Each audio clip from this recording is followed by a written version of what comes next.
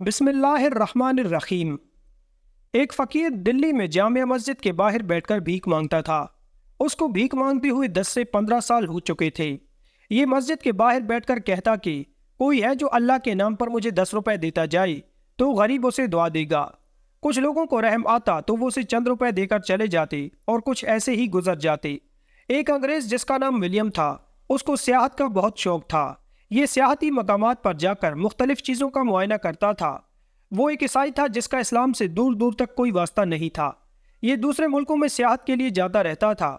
اس نے ایک بار فیصلہ کیا کہ کیوں نہ آج مسلمانوں کی مسجد کا معائنہ کیا جائے جس سے میرے علم میں اضافہ ہو سکے۔ وہ جامع مسجد دہلی کے دروازے پر آ پہنچا۔ فقیر معمول کے مطابق بیٹھا صدا لگا رہا تھا کہ کوئی ہے جو مجھے اللہ کے نام پر 10 روپے دے، غریب آپ کو دعا دے گا۔ انگریز نے اپنے ترجمان سے پوچھا کہ یہ بندہ کیا کہہ رہا ہے؟ اس کے ترجمان نے بتایا کہ یہ بندہ کہہ رہا ہے کہ کوئی ہے جو مجھے 10 روپے دے جس سے میں اپنا گزارا کر پاؤں گا۔ انگریز نے اس کی بات سن کر انسونی کر دی اور سیدھا مسجد کے اندر چلا گیا۔ اس نے مسجد کا معائنہ کیا۔ وہ مسجد کی خوبصورتی دیکھ کر کافی متاثر ہوا اور پھر سیر کے بعد مسجد کے باہر نکل آیا۔ دروازے پر وہی فقیر موجود بیٹھا تھا جسے اس نے پہلے دیکھا تھا۔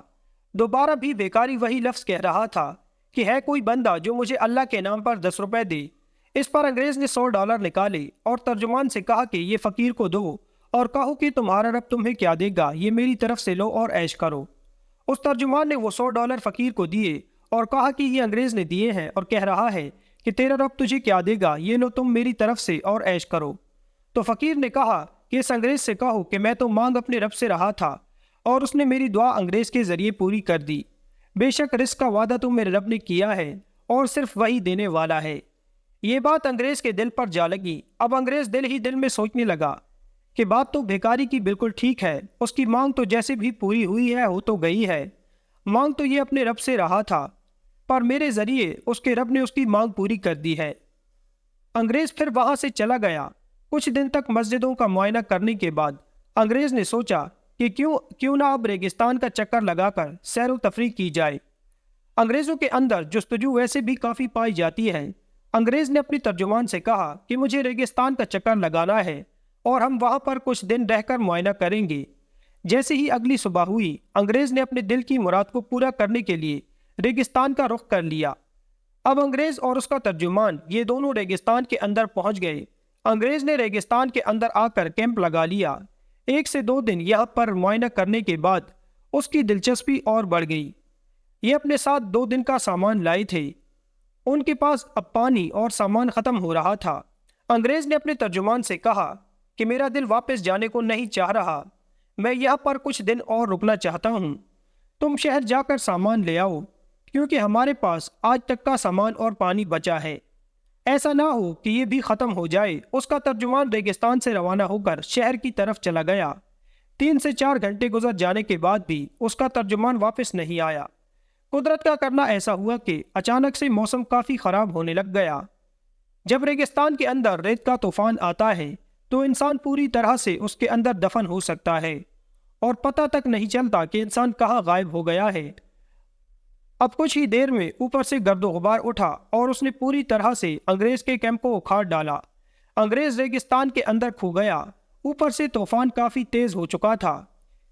1 سے 2 گھنٹے بعد طوفان ختم ہو گیا۔ اب انگریز کو یہ معلوم نہیں تھا کہ یہ کہاں پر موجود ہے۔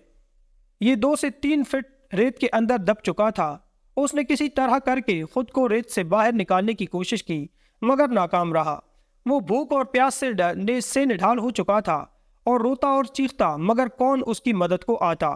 رات کافی گہری ہو چکی تھی، نہ ہی اب اس کے ترجمان کو پتا تھا کہ انگریز کہاں ہے۔ طوفان نے اتنی تباہی مچا رکھی تھی، انگریز کو اب پورا اندازہ ہو چکا تھا کہ اس کی موت کے علاوہ اب کوئی اور سہارا نہیں بچا، کیونکہ اب اس کو کافی شدید پیاس نے آ گھیرا تھا۔ اس کے پاس نہ تو پانی تھا اور نہ ہی کچھ کھانے پینے کو۔ اب اسے ایک ہی چیز دکھائی دے رہی تھی اور وہ تھی موت۔ کہتے ہیں جب انسان برے وقت میں پھنس جاتا ہے اور اسے کوئی دوسرا راستہ دکھائی نہیں دیتا تو پھر وہ رب کی طرف رجوع کرتا ہے۔ اب انگریز نے سوچا کہ میں نے جس وقت اس بیکاری کو پیسے دیے تھے، اس بیکاری کی دعا قبول ہو گئی اور میں اس کو پیسے دینے کا ذریعہ بنا۔ دیکھتا ہوں کہ اس بیکاری کا رب مجھے بچاتا ہے یا نہیں۔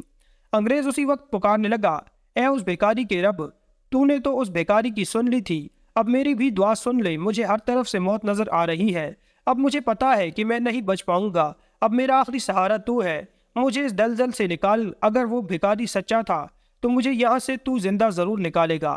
اور پھر پھوٹ پھوٹ کر رونے لگا، اور اسے اب کوئی دوسرا سہارا دکھائی نہیں دے رہا تھا۔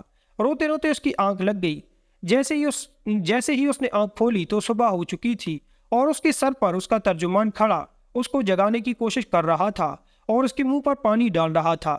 جیسے ہی اس کے منہ کے اندر پانی گیا تو وہ اٹھ کر بیٹھ گیا اور کہنے لگا کہ واقعی بھیکاری کا رب سچا ہے، اور میں نے اسی رب سے مدد مانگی جبکہ میرے سر پر موت آ پہنچی اور مجھے اتنی پیاس لگی تھی، میں مزید زندہ نہیں رہ سکتا تھا، مگر اس نے مجھے بچا لیا، جبکہ اتنے گہرے طوفان نے پوری طرح سے تباہی مچائی، مجھے ہر طرف سے موت ہی موت نظر آ رہی تھی، اور اس نے مجھے ایسی نیند میں ڈال دیا کہ میری ساری تکلیف دور ہو گئی۔ پھر جب میری آنکھ کھلی تو میرا ساتھی بھی میرے سر پر کھڑا تھا۔ بے شک بھیکاری کا رب وہی ہے جو سب کا رب ہے۔ پھر اس انگریز نے اسلام کی دعوت قبول کر لی اور راہ راست پر آ گیا۔ بے شک پروردگار تو وہ ہے جو ہزاروں میٹر سمندر کی گہرائی کے نیچے، لاکھوں پتھروں کے نیچے ایک کیڑا بھی رہتا ہے تو اس تک بھی رزق پہنچاتا ہے، اور اس کے ہر حال سے باخبر ہے، ہر چیز پر قادر ہے۔ اللہ سے